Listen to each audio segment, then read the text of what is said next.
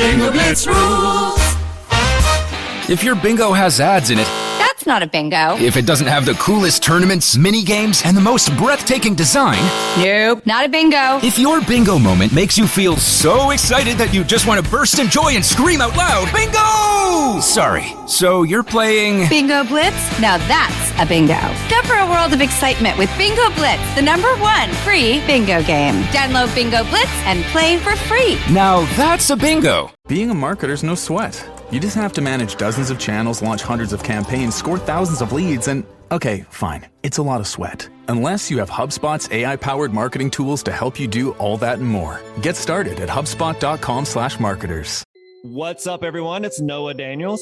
Hey y'all, I'm JJ. Hey guys, it's Kat. And we're your hosts of the Real Hauntings podcast, where we bring on guests who share their first-hand encounter ghost stories and supernatural experiences. Now on to the trailer.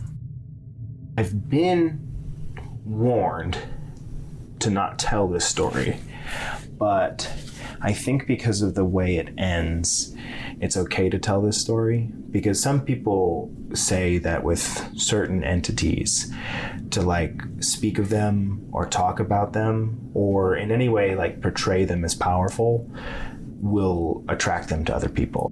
The creepiest thing about it to me is a lot of times it would wait for me to notice it. Like, it would just lay its arm out like this, and then I'd be like, where is it? Where is it? And then I'd see it, and then it would just slither back.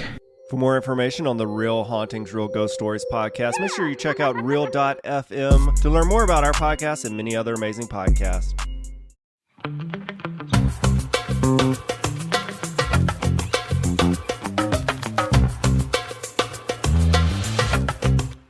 This episode of Don't Blame Me is sponsored by MeUndies. So thank you so much, MeUndies, for supporting our show. And not only have they supported it by helping sponsor this, they've decided to give something back to you, which is my favorite thing. So if you go to MeUndies.com/blame, you're going to get 20% off. There's no offer code with this one. We just have our own fancy URL. One more time, for 20% off your order at MeUndies, go to MeUndies.com/blame. Hello, everybody, and welcome back to Don't Blame Me. This is Megan Rinks, and this is my podcast. You've made it to episode 5, she says, with so much confidence in what number this is. Who is that chuckling on the other microphone? It's ba-dum-ba-dum-ba-bum. Why, it's me, Jack Ferry, your producer. Hello, Megan. Oh, hello. I feel like we're getting into this routine now. Everyone's like, okay, Megan, we know Jack's here. Or you just stumbled upon episode 5. Well, yeah, if this is your first time listening to this podcast, maybe give people an idea of what the show is. First, I would say, do you know how to count? 1 comes before 5, but it's okay. Still happy you're here. This is my podcast. It is an advice podcast featuring all of you. And how does that happen, you might ask? Well, it happens because we dial it back to 2007 and you leave voicemails telling me things in your life that you need some advice on and things that you would like my personal help with.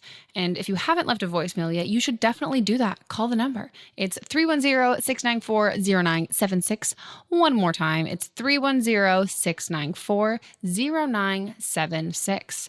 So we've collected a bunch of calls from you guys, and I'm here to bestow my knowledge of life and things in the 23 years I have done. What's this British accent you're doing all of a British? sudden? It was kind of British. It's like a Harry Potter British accent where it's if like they cast an American who's like, I am just so happy to do divination. I don't know. I'm going insane, but what else is new? That's what's new. Well, I do want to know what's new. Yeah. What's going on in your life right now? I know you've been going to a lot of Soul Cycle and Pilates. I work out at least 7 days a week. Some days I do 2 days a week. Nope, 2 times a day. That's a lot of working out. Did I show you my left arm is more impressive than my right arm? And I recently discovered that your muscles are different sizes on different sides of your body. Yeah, that's true. I didn't know that. I was like, my left side is so strong. And my friends were like, no, your left muscles are just shaped differently. Also, let me see. Okay. I will describe it for the audience. Okay, what I'm seeing is this massive bulging bicep. First of all, I need a compliment before we get into the description. Great job, Megan. Great job, Megan. You do look very buff. Is that from the arm workouts you do in Soul Cycle, or is that from the Pilates stuff? Way more from Pilates. Okay. Well, my body doesn't match continuity from last year, so that's all I care about. All they care about is continuity. They're yeah. mad at everyone's mad at But me. doesn't time pass in the world of Freakish? Isn't it feasible that your character, who is trapped in this toxic wasteland, would be, it's feasible that she would lose a little bit of weight? It's been 9 days. Yeah, you can lose a lot of weight in 9 days. Yeah, right? Yeah. I think it's mostly just the Stress, muscles. not eating. Yeah, I know. All we eat a lot of canned peaches. Yeah, exactly. Beans. That's going to happen. It is. So it works. The pregnant girl ate all the chili last season. They just have to shoot in order. That way, by the end of the season, it looks continuity wise. We do shoot a little bit in order. Okay. Yeah. It's mostly just the boob continuity. If you literally look at my boobs. Well, that's what I was talking about. That's all anyone cares about is the boob it's continuity. It's literally true. The first episode, I'm in a sports bar with no cutlets. If you look back at it, it's like Zoe Parker got a boob job in episode 2. It literally looks like that. Well, I mean, desperate times call for desperate measures, and if there is a toxic spill, you gotta well, shit. If that's not a time to get a boob job, I don't know when is. Right? The silicone protects you if the freaks bite your boob. It's not. Yeah, right. I don't. I love it. All right, so should we get into some calls? Yes, let's get into some calls. Hopefully, some of these are about boobs. All right. They won't be. All right, let's hit it. So I'm 20 years old, dating a guy almost it's past 3 years. But I've noticed lately his little sister's friend, I think she's like 15, 16, and she's kind of she's really close with his sister, so that she's kind of like his little sister also, but she's not in the same sense because she keeps jumping on him, laying in his lap when they're in the pool. You know how the girlfriend usually when they play what's that game? Monkey in the Middle. She's jumping all over him. She's in a bikini also. And she jumps all over him, acting basically like that's her boyfriend, but not in the same sense. And I don't want to be jealous, but I'm also thinking, well, this is another girl, and why the fuck is she touching my boyfriend? And I don't know if I'm insane for thinking that way, because she is a family friend, but she's also at the age where if she wants to have sex, she can have sex. It doesn't matter. She's figuring out her sexuality. She knows how to win guys over. And I know for a fact that she used to have a crush on my boyfriend's best friend that lives with him, and she would go out of her way to semi-seduce him, even though he has a girlfriend. So, I don't know. Am I insane? And if I'm not, what should I do? I've already kind of talked to him about it, but he doesn't really understand what I'm talking about.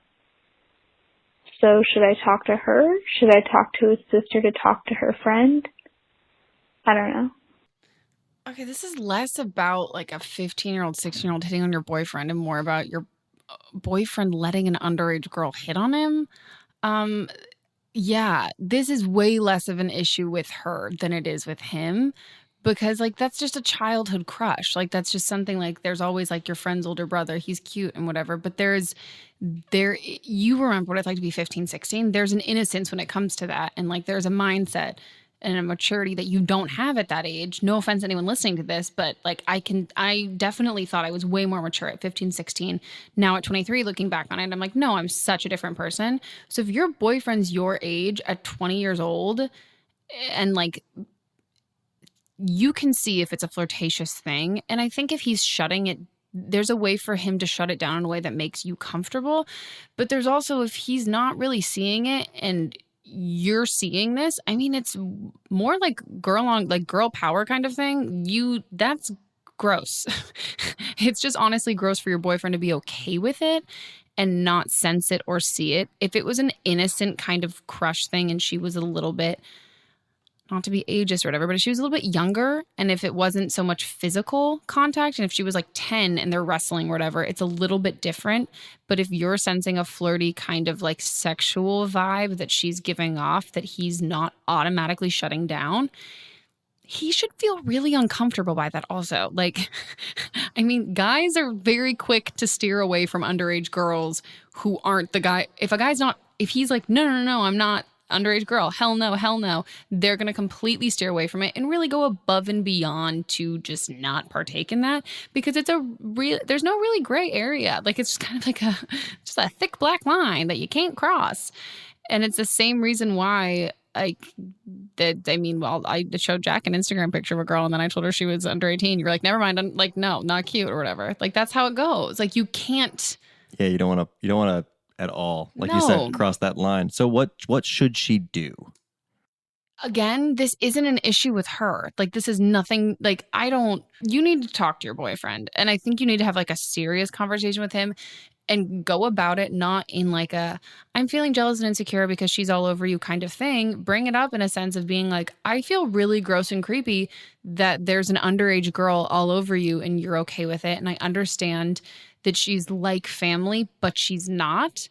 And that makes me feel uncomfortable and it makes me concerned about us and whatever's happening with you, because that's like, it's just dangerous territory. Like, it's super dangerous territory. And it's not even about feeling jealous of her or feeling if it was anybody else, but the fact that she's underage should make him like run the opposite direction. And the fact that it's not is a little off-putting. I won't lie to you. That's super gross. Hi, Megan. I am 24, almost 25 years old. I have gone through college. I have a degree. I have a really good job that I like. So everything is going pretty well for me, except for the fact that I haven't come out to my parents. I am bisexual, and my brothers all know. I have 3 brothers, and they all know. My sister-in-law knows. A lot of my friends know. And I get the feeling that maybe my mom knows, but I'm really afraid to talk to my parents about it just because they are highly, highly conservative and have on more than one occasion said that people who are homosexual or bisexual or whatever it may be just need help or need to repress those feelings. And so there's just a fear that I have that if I come out to them that they will treat me differently. I know they love me, so they won't reject me, but I still feel like there might be some level of rejection, so I just need help in navigating that situation. Oh, you can't really guarantee what their reaction's going to be. And the same advice I've had with any friend who's coming out or even on this podcast talking about that kind of stuff, you're the only person who can assess the situation, whether or not it's safe to come out, or if you feel like it's something that's really necessary for you at this time, because there is really no time pressure. I have friends who didn't come out until I honestly have friends from high school who like never even officially came out, and it was just kind of like a slow thing that everyone figured out. I think if you really feel like you need to talk to them about it, you sound really aware of like the risks of what they're going to say and all of that. And that it might happen. Like, there's really not so much that I could tell you in a way to avoid it, because it's not really avoidable. If it's going to happen, it's going to happen. And it's a really, like, as sad as it is, it's a super common story of a lot of people whose families don't necessarily understand it or really believe it and are super supportive. I think what I would say is if you can find, before you come out to them, whenever you choose to, you don't have to do it as soon as possible. You can really take your time. It's not lying to them also. Like, I think it's more protecting yourself. It's your sexuality and what you identify as and who you're interested in is so much more about you and so much less about your parents. And I think as soon as you have a core group of people that you feel really supported, that if your parents, in the chance that they aren't, their response isn't what you want, you have people to fall back on. And you have like a really good set of friends and people who you can be candid with and open and honest with, and that you know aren't judging you and are still there for you. And so it kind of gives you that cushion. And then also just knowing that sometimes their reaction might not be ideally what you want, but that also isn't like a permanent feeling about it. Hopefully, if they do have a negative reaction, it might take some time and they can grow and kind of become more accepting, or maybe they already know and they are going to be more accepting than you think they might be. But I think if you're having hesitations and you're worried about it, take your time until you're ready, and also maybe talk about it with some of your close friends and really talk to some other people who've recently come out to their parents or in a similar situation, and see what they have to say about it, and find people who you can really identify with and relate to. I also think that you have an opportunity with your siblings who seem to know, and maybe they could bring it up in a sort of hypothetical way. Yeah, drop some hints. And just, or in a hypothetical way of just being like, Mom and Dad, how would you react if you found out one of us was non-heteronormative? Mm-hmm. And see how they would react. And then how they react, you can then challenge them. Yeah. And they can challenge them in a hypothetical way that's a little more safe. And then at least you sort of broached the subject. You sort of cracked the ice. Mm-hmm. And then when you decide it's time, I need to come out now. Kind of know what you're getting into. You already know what you're getting into, and so do they. Yeah, no, it's true. It's very true. On to the next call. My best friend started dating this guy probably 8 or 9 months ago, and he seemed really cool at first, and he was really nice to all of us. And then suddenly he turned kind of, well, for lack of better words, a dick. One of my best friends is gay, and he's homophobic, and he's been just slandering my other best friend. And I don't know what to do about it, because I'm not the kind of person who sort of just sits back and lets somebody bully somebody else, especially because of sexual orientation. So I'm having a lot of trouble figuring out what to do. And my best friend, he's constantly texting me about it, and he feels really bad. And her boyfriend threatened my friend over a Facebook message, and he said he's not the one to mess with. And he also has a history of anger issues, and I just don't know what to do about the whole thing. And my friend won't break up with him. It's her first relationship, and she thinks that she's in love with him, and she doesn't understand what exactly it is that he's doing. And I just want to know if there's anything you think I could do to help the situation. It'd really help me out a lot. You sound like me. I'm such a fixer, and that was my New Year's resolution, is to stop. It sounds stupid to stop helping people, but like stop trying to prevent people from like things happening in their lives, because like you can see it from a third party perspective. Your friend is just, they're not in their, yeah, I get that. I know we've all seen friends like that, and maybe we've all been in those relationships where you're so blind to this.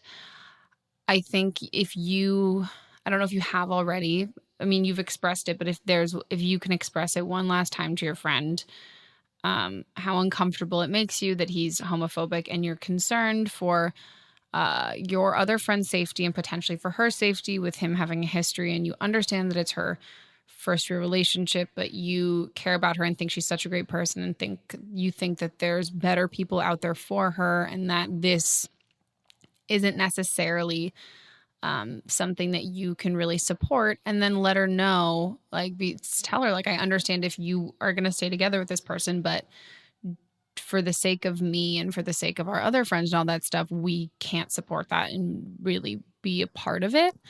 I think if you just kind of give her one last, not plea, but just really say, get everything out there one last time on the table, and not even really sugarcoating it, and telling her that you'll always love her and support her as a friend, but right now you really can't support this decision, and it's hard for you to sit by as a friend and watch it happen, and that you're always there for her, but you have to look out for your other friend and his safety, and that needs to be the priority right now. I think you kind of just got to walk away from it, because you can't fix it, but you also can't tolerate it. We're going to take a quick break, and we will just be right back for you guys. Don't go anywhere. Don't take the headphones off your ears.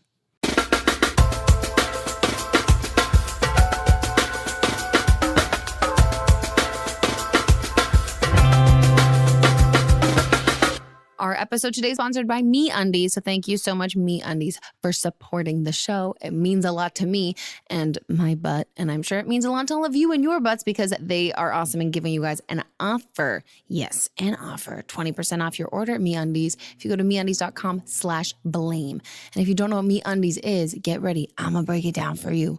Said it like I was like going to rap, but I have not written a rap. Maybe next time I'll do a sponsorship completely written with rap lyrics that I wrote with a beat or something. But right now I'm just gonna tell you. MeUndies are designed in LA and they're made from sustainable micromodal fabric, which sounds fancy. And guess what it is? It is 3 times softer than cotton. I am a big fan of soft, comfortable clothes.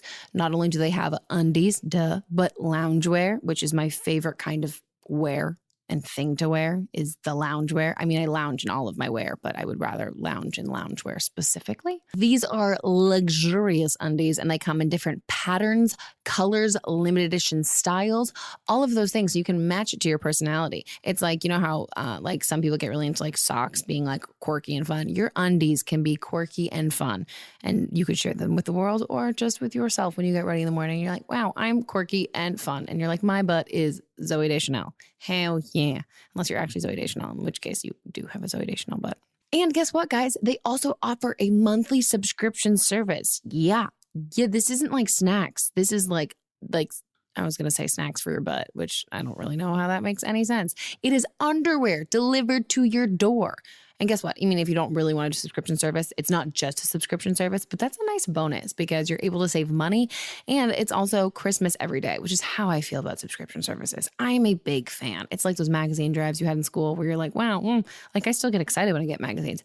I love monthly subscriptions. And maybe you could gift it as a friend to somebody if you have like a girlfriend who like, or a boyfriend who recently got into a new relationship and you know they like really need like cute new underwear and like, you know, just like no longer the limited 2 ones with like the holes. Maybe you gift that as like a passive aggressive, very sweet gesture. MeUndies is offering 20% off for you guys. So if you go to MeUndies.com, get 20% off. Get yourself a pair of MeUndies. Get your butt looking cute. I'm sure it already looks cute, but even cuter. Thanks to MeUndies. And we are back, and it's time for the next call. Hi, Megan. I'm 20 years old, and I'm afraid to fall in love. I just got out of this relationship where I completely gave my all to somebody, put in 110%, and it basically crashed and burned. After that, I went through like this spiraling depression about how I wasn't worth anybody's time or love and all that stuff, and I like went through the whole shebang, but coming out of that, I'm just super afraid to give myself to somebody again and to fall in love again and make myself vulnerable again. So if you have any advice on that, that'd be great. I understand what you're saying, and I totally get where you're coming from. The thing with heartbreaks and getting dumped or getting broken up with and all that stuff, I can't even guarantee you and tell you, like, when you put yourself out there, you're going to benefit from it and it's going to be great. Like, you're probably going to have your heart broken at least 5 or 6 more times before you end up with the person you're going to be with. But you either go through all of that and find the person you're supposed to be with, or you don't go through all of that and you don't find that person. There's really no kind of way around it.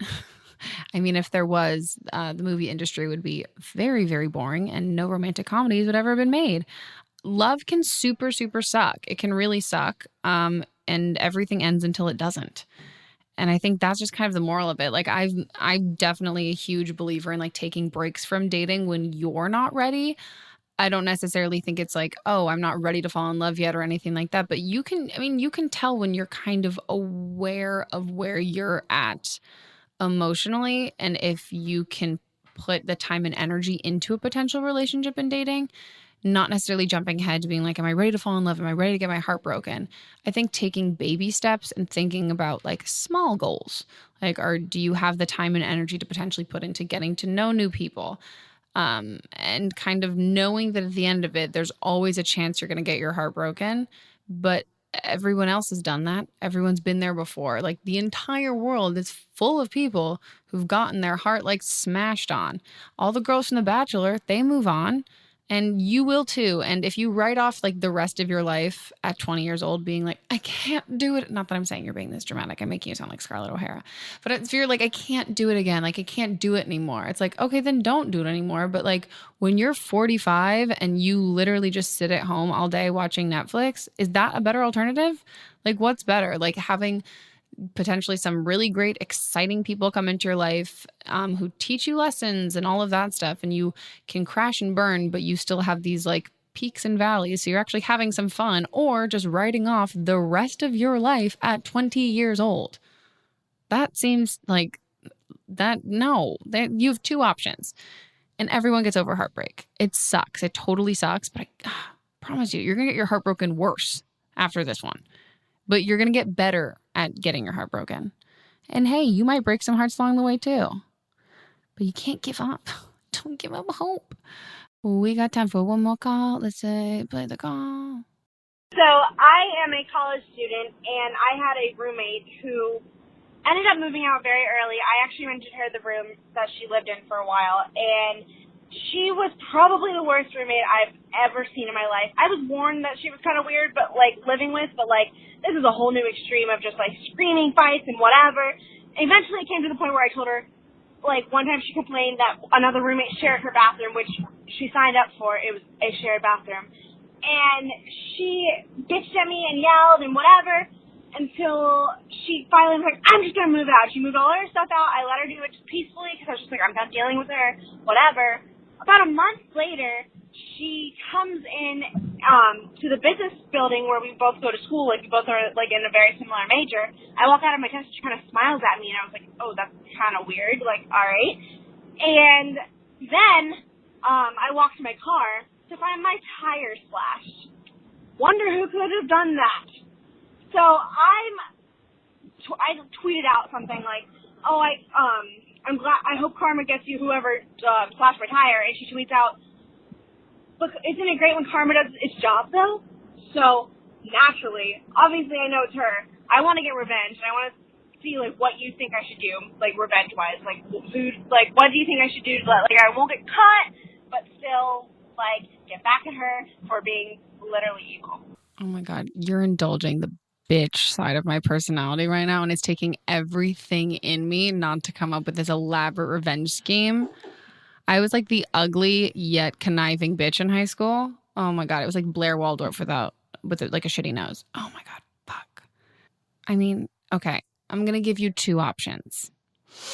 So like, you know, everyone has like the devil and the angel on their shoulder. I'm gonna do that because I can't just give you one. Because if I chose one, I would pick the devil one. First of all, let's start with the angel. So you could look at the situation and see that she's obviously a really troubled girl. She obviously has lots of problems, and she's taking them out on you. And you have obviously way more of your life together and way better of a life than she does. And that in itself, your own happiness, is revenge enough. And then also in there, you could potentially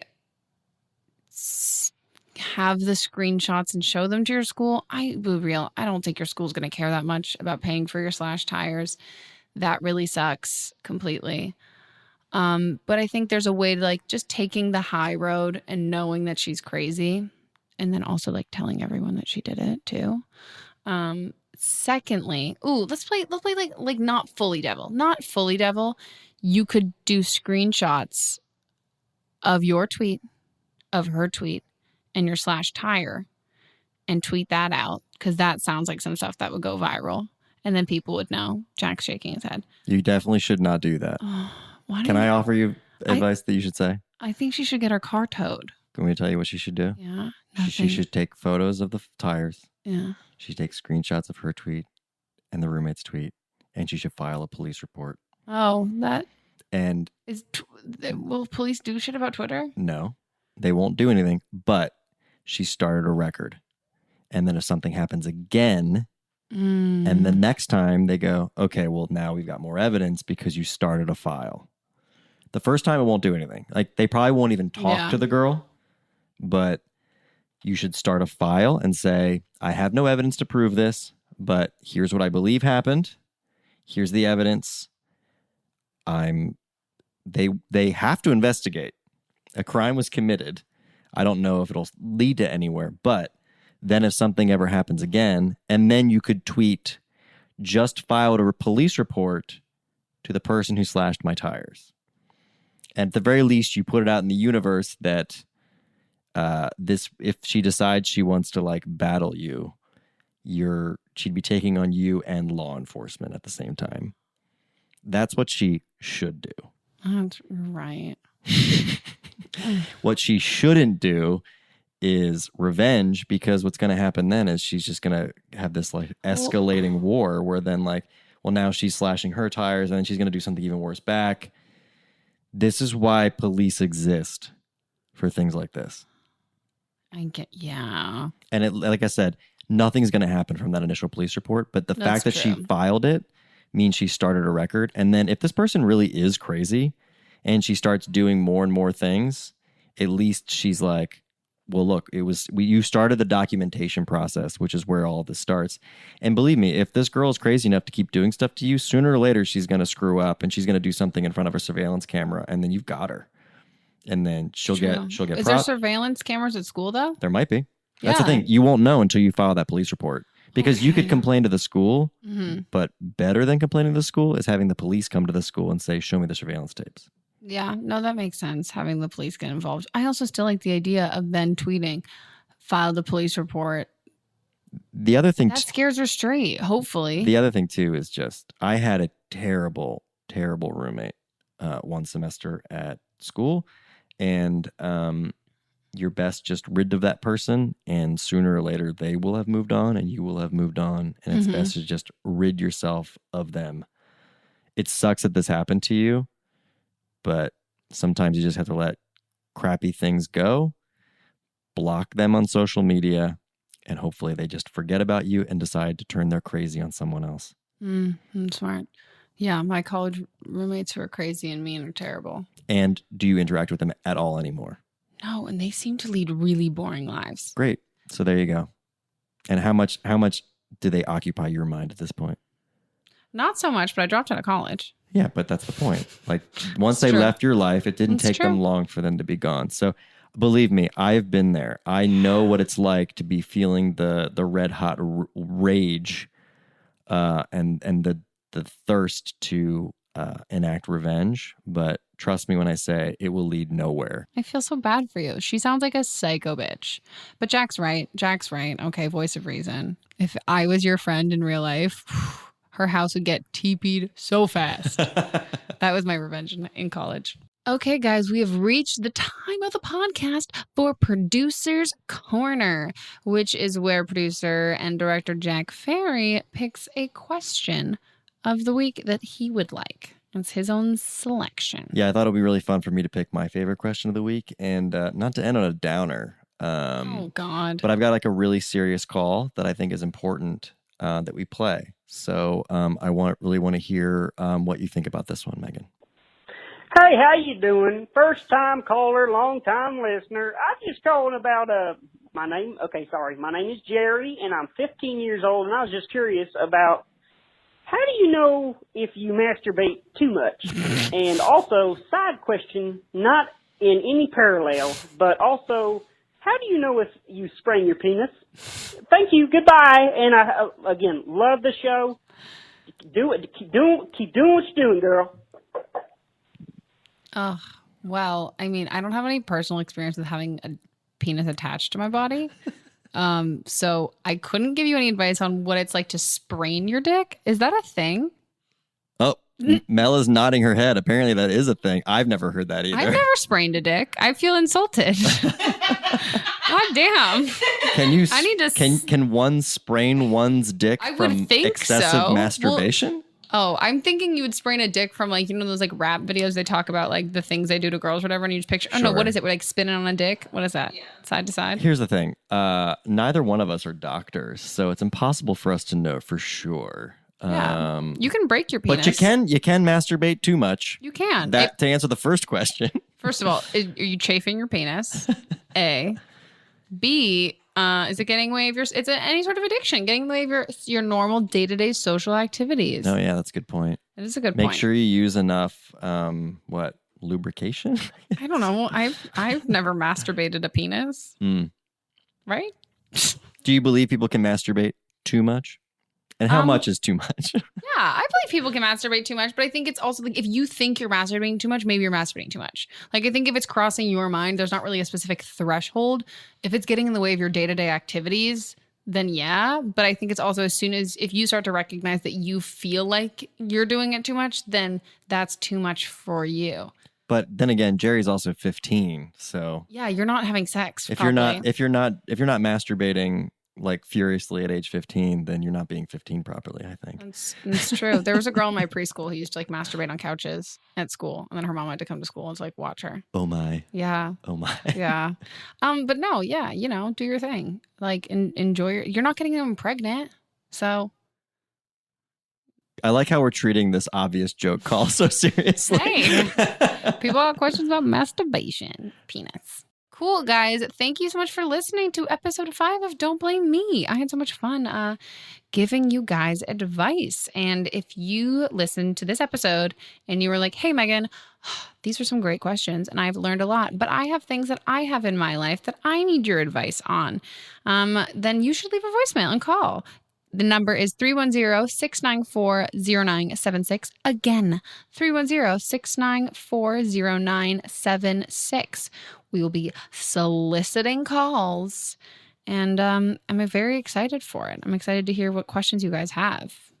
Okay, guys, I would love to solicit some calls relating to sex. Whoa, scandalous. I feel like we've been getting a lot of questions about relationships and things like that, which are great. But I'd love to be able to get some ones that are just a little different and things that you guys might not feel comfortable asking your friends or your family or talking about like candidly with other people. Think of it like, oh, good. I have a good way to relate this. We want questions that are the kind of sex questions that you would Google. You know what I mean? Like the things that you're like, I'm not talking to my friend about this. I'm not talking about anybody about this. I'm just going to Google this. Whether it's about sexually exploring things, masturbation, fetishes, all those kinds of things that you feel weird talking to your peers about. I think that's a good thing just to talk about.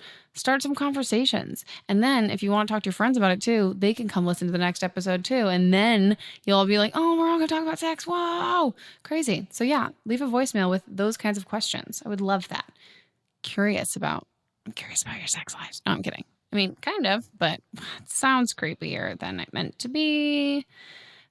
But yeah, we will see you guys in 2 weeks. Adios. Adios, adios, adios, adios,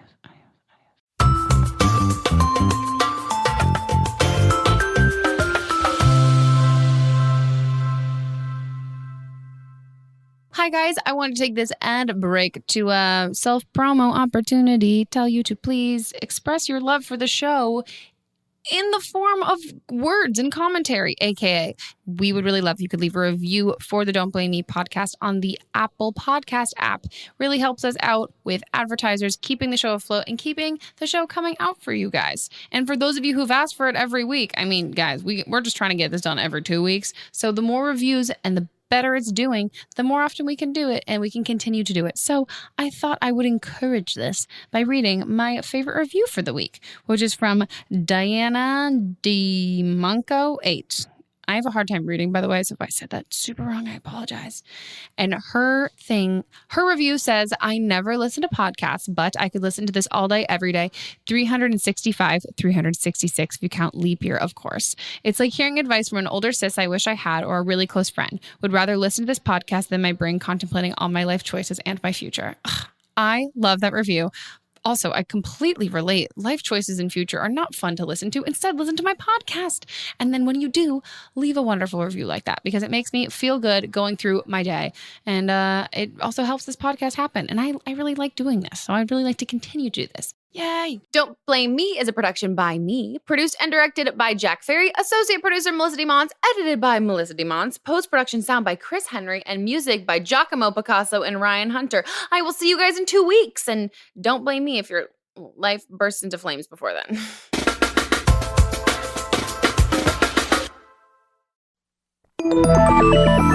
Listening to a podcast should be time well spent, and I promise it will be if you'll give this podcast a try. It's called Something You Should Know. I'm the host, Mike Carruthers, and in every episode, I talk with leading experts on topics I know you will find fascinating.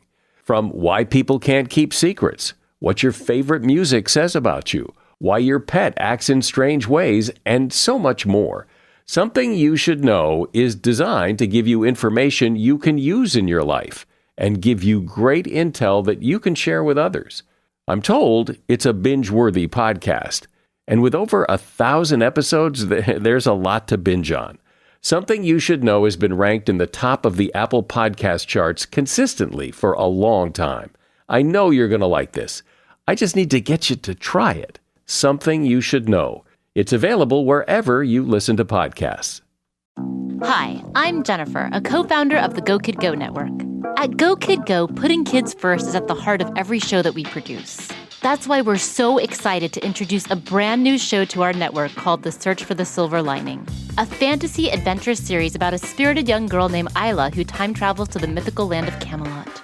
During her journey, Isla meets new friends, including King Arthur and his Knights of the Round Table, and learns valuable life lessons with every quest, sword fight, and dragon ride. Positive and uplifting stories remind us all about the importance of kindness, friendship, honesty, and positivity. Join me and an all-star cast of actors including Liam Neeson, Emily Blunt, Kristen Bell, Chris Hemsworth, among many others, in welcoming the Search for the Silver Lining podcast to the Go Kid Go network by listening today. Look for the Search for the Silver Lining on Spotify, Apple, or wherever you get your podcasts.